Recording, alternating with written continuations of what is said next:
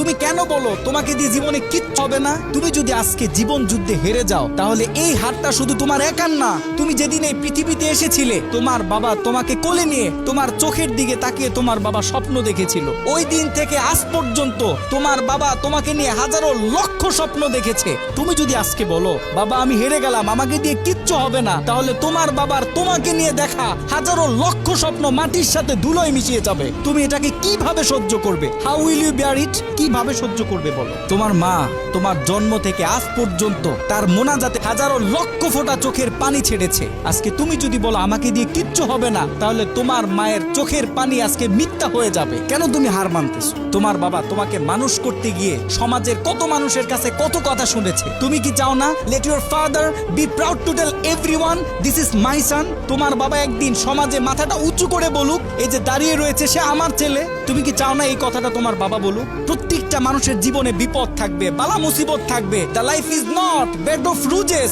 এই পৃথিবীটা ফুল বিছানো কোনো বিছানা নয়। এখানে প্রত্যেকটা মানুষকে সংগ্রাম করতে হয়, লড়াই করতে হয়, বারবার পড়ে যাওয়ার পরেও আবার দাঁড়াইতে হয়। জীবন যুদ্ধে হার মানলে চলে না। তুমি যখন বেশি বিপদে পড়ে যাবে, তোমার চতুর্দিক যখন অন্ধকার হয়ে যাবে, তোমার জন্য সব দরজা যখন বন্ধ হয়ে যাবে, তুমি যখন ডিপ্রেশনে পড়ে যাবে, জাস্ট ক্লোজ ইওর আইস, চোখটাকে বন্ধ করো, টেক এ ডিপ ব্রিথ, গভীর একটা শ্বাস নাও এন্ড রিমেম্বার ইওর প্যারেন্টস। তোমার মা বাবাকে স্মরণ করো। তুমি স্মরণ করো তোমার মা তোমার জন্য কি কষ্ট করেছে। তুমি স্মরণ করো তোমার বাবা তোমাকে পড়ালেখা করানোর জন্য, তোমাকে মানুষ করানোর জন্য কত কষ্ট করেছে। তোমার জীবনের সব থেকে বড় মোটিভেশন হচ্ছে তোমার মা বাবা। মা বাবা ছাড়া একটা ছেলে মেয়ের জীবনে আর কোনো মোটিভেশনের দরকার হয় না। আর একটা কথা খুব ভালোভাবে মেমোরিতে সেট করে নিবে, अगर आप जिंदगी में कुछ बड़ा होना चाहते हैं तो आपको सब्र करना होगा।